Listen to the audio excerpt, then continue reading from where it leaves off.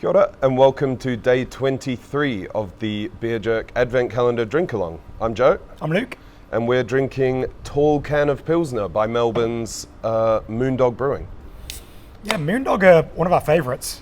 If you've been along the Beer Jerk Advent Calendar journey, where you get our Beers of the Week boxes, you'll know that we import beers from them a few times a year, and have done for quite a few years now, a few beers over the years.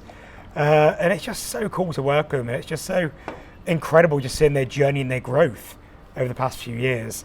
It's been kind of explosive, but they kicked off as a bunch of just nutters, really. Just some lads in a little warehouse space, just doing some crazy beers.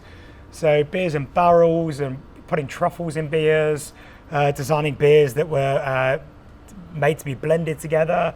And just all kinds of crazy adjuncts and... Yeah, I remember my first time when I was in Melbourne in 2017, and I'd never really heard about them, and I rocked up to their what's now called Moondog OG, and I walked inside and sort of looking at the tap menu like, wow, it's a lot of stuff I've never tried, and the friendly bar staff were sort of giggling and wanted to give me a sample of something, and they poured it, and it was just like insane color, and they said they were trying to make a green beer, but they'd added way too much food coloring. Yeah, like maybe they'd got concentrate when they needed just regular or something, and they said like within one sip it was going to turn your teeth and your tongue blue. Great. Did it? Not mine. I'm a very clean guy, but my tongue definitely. And I think it was just like an orange something. But yeah, super interesting. And yeah, all the beers I had there were fantastic. Just so much fun. They were, barrel aged stuff on tap, and we love getting the Jumping the Shark series, don't we? Yeah, my God. Just they already make crazy beer, and that's their excuse to go really, really left field with it. Yeah, and the Black Lung they release every year. There's always a different smoke beer that release every year. But yeah, we brought the guys over a few years ago for a whole bunch of collaborations, and did a festival together. So that was super fun. We got them brewing with Duncan's, with Alibi, with 8 Wired, with Funk Estate, rest in peace. So that was just really cool just to hang out with Carl and Josh, who are the founders, and Dave, just an absolute bunch of legends, really. And I went over for the opening of Moondog World, which opened at the end of 2019 before the big COVID lockdowns everywhere, and it's just a huge brewery and venue. I think it's 800 person capacity. So on the back wall they've got a life-size painting of a blue whale, and it's just like a city block of a hospitality venue and also brewery. So they had a festival called Mate Fest, and they invited a bunch of brilliant international brewers from all over the world over, which was so cool. And they've just a lot of their core range beers now are just brewed in such massive volumes, and they've really got into fizzers. They're hard seltzers, so they still do a lot of the crazy sort of one-off small batch stuff, but also they are now sort of ubiquitous in most liquor stores in Australia. You're going to find Moondog beers. They've just exploded, and they've got a new venue that's going to be opening very soon. I think that was a carpet factory that they're taking over. But yeah, it's just so cool that their attitude and spirit comes through in everything they do. Yeah, and I suppose it's a comparable sort of journey to Brewdog in the UK, albeit with a lot less controversy. And I don't know the people at Brewdog, but probably nicer people. Yeah, from what I've read about. James was. And it's like a brew pub with a pool in it, and like huge lagoons and waterfall. Almost dystopian, or something you would think was only imaginable, but they've made it real. That's what they're all about. Just making your wildest fantasies come true. Surreal. Yeah, I don't know if a pool at a brew pub is my wildest fantasy, but well. And this Tall Can of Pilsner tastes so much of passion fruit. Yeah, I was just thinking, like, I just checked the can again just to make sure I hadn't made a mistake. Is there some juice in here? Yeah, so this is, you might be familiar with the Bract project.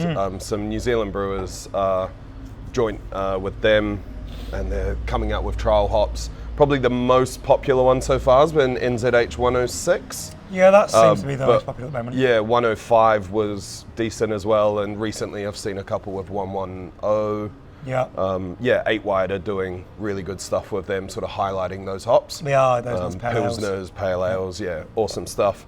So yeah, interesting to have an Aussie's take on a New Zealand hop project, using the hops we grow and we sort of know and fit into our beer styles.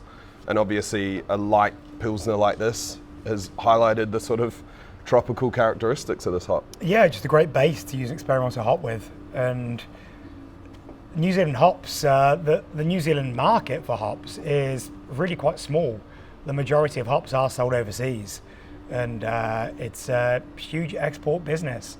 And NZ hops are really sort of the cutting edge of hop development, and it's a major thing for them to be creating new proprietary, trademarkable hops. So that's what you've seen recently with Nectaron. Superdelic. Yeah, Superdelic.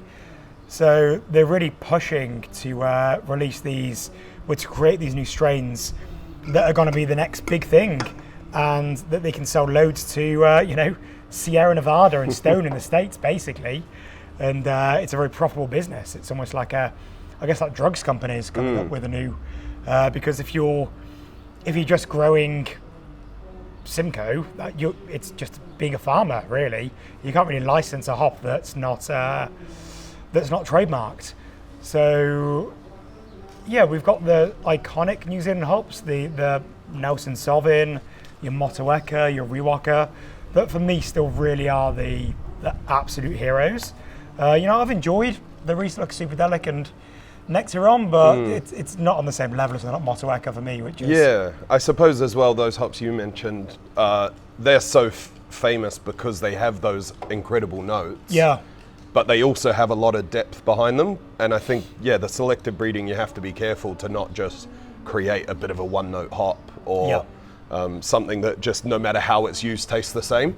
Because you get a beer with, Cascade or something like Mosaic, and there's so many different ways it can express. Yeah. Sort of Nectaron is a very easy hop to pick, I find. Yeah. Compared to Riwaka is as well, because of its sort of so slightly diesel-y character, but and I suppose they're the ones that have passed the test of time. Yeah. And we'll see which ones out of these do also pass the test of time. And all these the Bract project, these one-off hops that they send to brewers to do small batches with, and it's, if it doesn't go down well, they just won't plant any more rhizomes the next year, and that's it. That hop's kind of disappeared forever. So really cool to be a part of and to try these different experimental hops and give feedback, and all you drinkers are playing your own little part in whether this hop variety will survive or not. Yeah, I think 106 definitely will, by the feedback I was seeing online for some of those beers. It had some strong fanboys. But a tall kind of Pilsner. Great name, good idea for a beer. But way more fruity than I was expecting. Are you getting lots of maybe a bit lychee, but it's got tropical fruit. Yeah, I was thinking there might have been a little bit of zest added, like lemon zest. Okay. Just gives that kind of slight floral citrus character. Yeah. But just super drinkable. Pilsner. Yeah. The king of beer styles. It's one of the most popular beer styles in the world for good reason. It's I could definitely take a case of this away from me for drinking through the summer. Yeah, definitely. Good hammock beer. you and your hammocks. Thanks for joining us. Tune in again tomorrow for day 24, the last beer of the Advent calendar. The end. Maybe we should do a January Advent calendar, 20 more beers in January. Yeah, non-alc. No. Health conscious. No. Cheers. Cheers. Cheers, Moondog.